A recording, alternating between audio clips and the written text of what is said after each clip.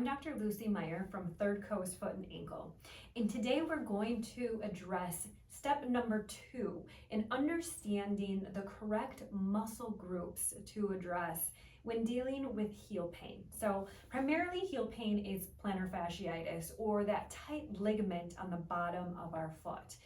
Now, you may be interested in stretching that ligament out because it feels good, right? And so many people will come in and tell me they've been stretching it and show me this motion where they're pulling on their toes and pushing in and feeling this tight band and trying to loosen it up.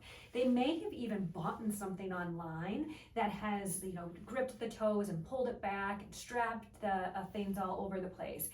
And that's actually the wrong thing to do.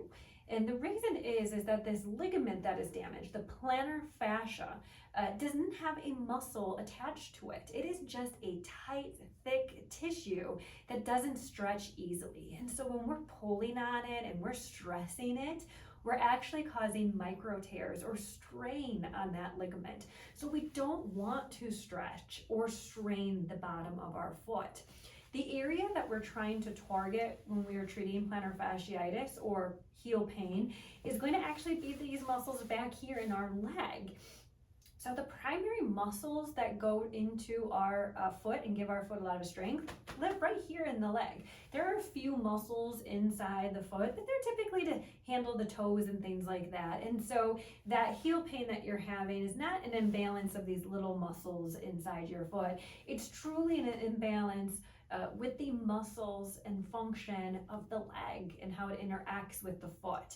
And so I want you to erase, trying to get a stretch and trying to feel something down here in the bottom of your foot.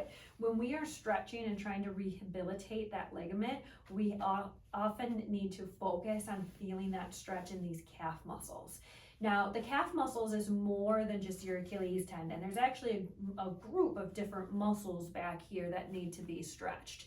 And so there are a series of different stretches that you can do, some of them a little bit easier to execute than others. And so I'm going to just discuss very basically what you should be feeling when you're stretching. So depending on what types of stretches you choose to do, whatever is most comfortable for you to do, we want to make sure that we're doing those stretches correctly. And the best way to understand if we're doing them correctly is to understand how they're supposed to feel, right? So let's focus on that. And so the first thing that we need to do and understand is that some of these muscles that transfer into our foot also go across the knee. And so it's important when we're doing these stretches to keep the knees straight, to make sure that we're targeting all of those. Now, you can do some of the stretches with the knee bent, but we want to make sure that we're doing, some in combination, where we are making sure we're also targeting those muscles with the knee straight. So we're getting all of them and not just some of them. So first thing, we're going to start with just a simple one with the knee straight and the leg out in front of you. This is something you can do with both feet up at the same time. You can also do it one at a time if you please. I actually recommend doing this first thing in the morning before you even get out of bed, because that is when the pain is the worst, right? That first step. And so sometimes doing these stretches before you get up will actually alleviate some of that morning pain you'll have. So you wake up, right? I am bushy tail. You stick that leg out, you stick your knees straight.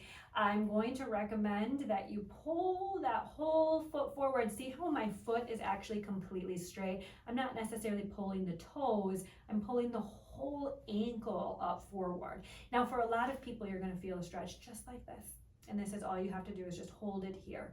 Now, some of us may need a little bit of assistance. And so that assistance you can use is just a sheet or a towel, a TheraBand if you have one of those. You can loop it around the arch of your foot and give it a gentle pull so you can feel that deeper and deeper stretch. What you should be feeling is a pull down here in these calf muscles in the leg. If you're starting to feel a lot of achiness up here, that just means we need to get the foot down a little bit. We're stretching a little bit too far up in the hips, which can cause some discomfort if you're not that flexible. But the focus here is to feel that stretch down here in the leg.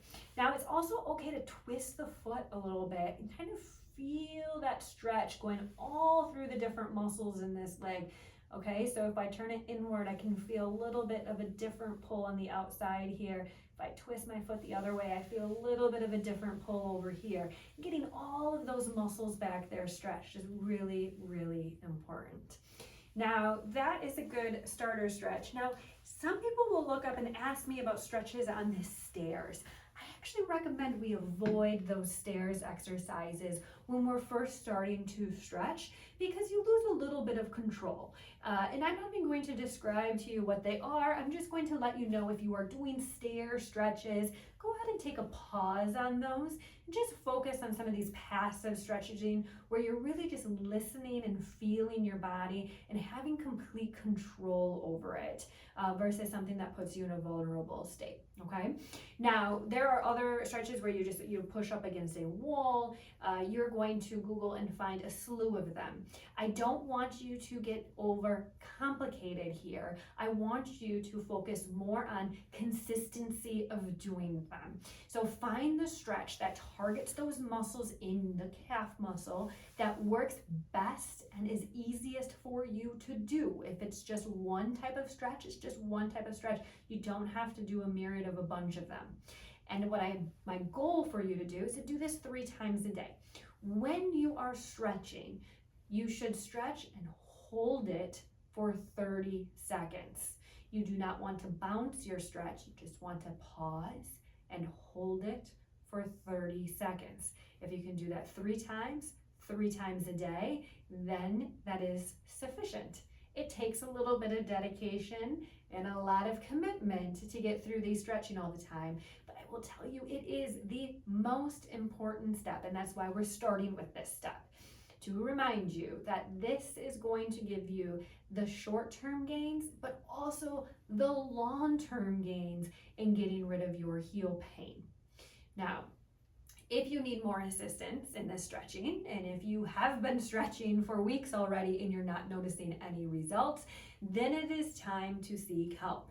Whether from a local podiatrist or us here at Third Coast Foot and Ankle, we may have to diagnose with you with something else. Maybe it is not the classic plantar fasciitis causing your heel pain, or maybe you need further assistance in getting that stretching done. And we can show you more specific stretches for your body, for your activity level, and give you some other tools to get you through this process a little bit easier. So if you need help, we are here. If you feel like you're conquering it, check in step 3 and we will see you next time.